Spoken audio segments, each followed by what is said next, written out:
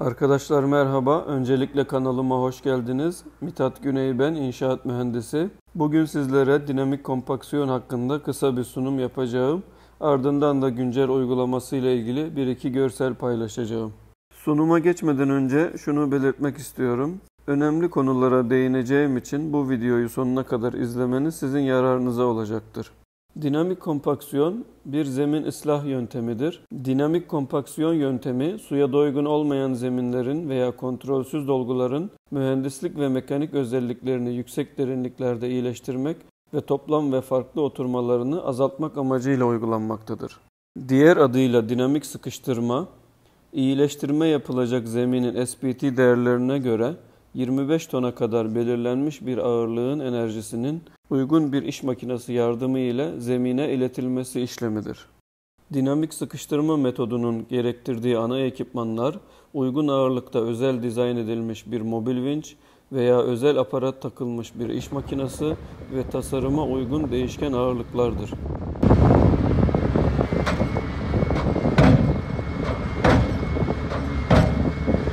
Proje kriterlerine göre belirlenen ağırlıklar bu ekipmanlar sayesinde belirli bir yükseklikten serbest düşüş ile veya belli bir basınçla zemine bırakılır.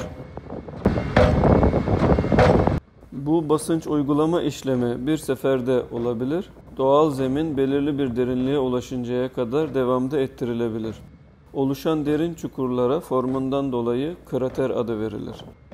Dinamik kompaksiyon ile amaçlanan bir yandan mevcut gevşek ve yumuşak zeminin boşluk oranının azaltılması, diğer taraftan da zeminin birim hacim ağırlığının artırılmasıdır. Bu değişim sonucunda zeminin izafi sıkılık değeri artmış olacaktır. Böylelikle taşıma gücü artacak ve oturması ise azalacak olan zemin iyileştirilmiş olacaktır. Muhtelif zemin iyileştirme yöntemleri sayesinde söz konusu zemin, dizayn kriterlerini sağlayacak düzeye getirilmiş olur. Kısaca dinamik kompaksiyonun avantajları ve kullanım alanlarına da değinelim. Gerekli ağırlık kullanılarak oluşturulan tekrarlı ve sistematik yüksek enerjinin zemine uygulanması ile zemin sıkıştırılır. Oluşturulan bu enerji, kayma ve basınç gerilmelerinin tabakalar arasında yayılmasıyla zemin taneciklerini daha sıkı bir hale getirir.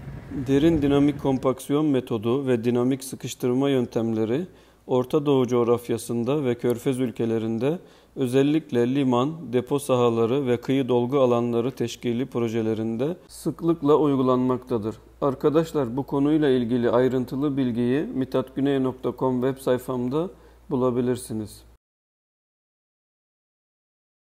25 yıllık inşaat mühendisliği ve inşaat sektörü tecrübemden sonra Project Management Institute yani PMI'den PMP sertifikasını da 2 sene önce aldım. İlerleyen dönemlerde profesyonel proje yönetimi ve PMI metodolojisi ile ilgili bilgi birikimi ve notlarımı paylaşacağım kısa videolarım olacak. Arkadaşlar, ben bilginin ve tecrübenin paylaşılması gerektiği görüşündeyim. mithatguney.com web sayfamda inşaat mühendisliği, inşaat sektörü ve gayrimenkul sektörü ile ilgili güncel bilgilere, gelişmelere ve haberlere yer veriyorum. Bu paylaşımlarımda mesleki etik değerlere ve iş ahlakına riayet etmeye son derece özen gösteriyorum. Sağlam ve muteber kaynaktan alıntı yapmaya çalışıyorum. Alıntı yaptığım kaynağı kesinlikle belirtiyorum ve direkt kopyala yapıştırdan ziyade bilgi içeriğini düzenlemek, yorumlamak ve gerektiğinde birkaç farklı kaynaktan sentezlemek yoluyla özgün içerikler üretmeye çalışıyorum.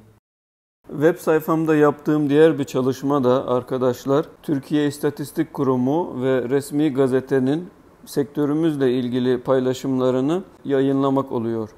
Bu paylaşımlarımda da yine aynı şekilde olduğu gibi kopyalayıp yapıştırmaktan ziyade bu içerikleri sadeleştirmek, düzenlemek ve yorumlamak suretiyle daha anlaşılabilir, daha açık bir hale getirmeye çalışıyorum.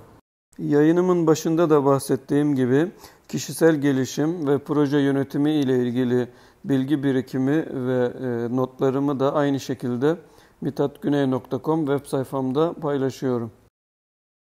Siz değerli inşaat sektörü üyelerinin ve özellikle öğrenci kardeşlerimin takipte olmasında son derece yarar olacaktır.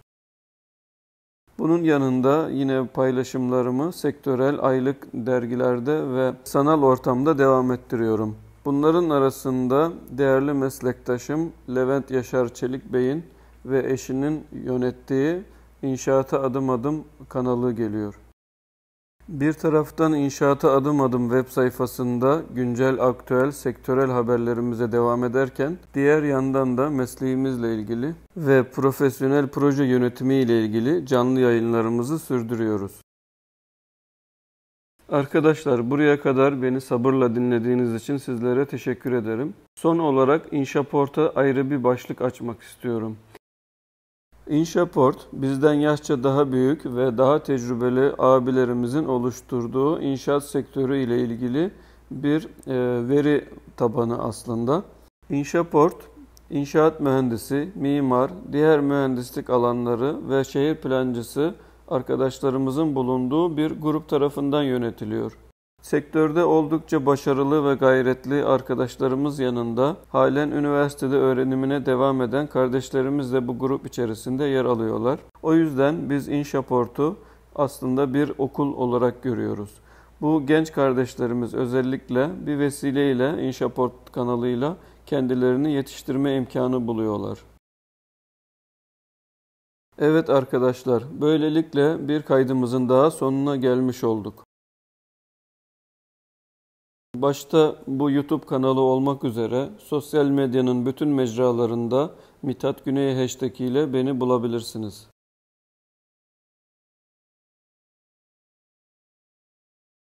Başta da belirttiğim gibi bu tarz çekimlerimize ilerleyen günlerde daha düzenli olarak devam edeceğiz.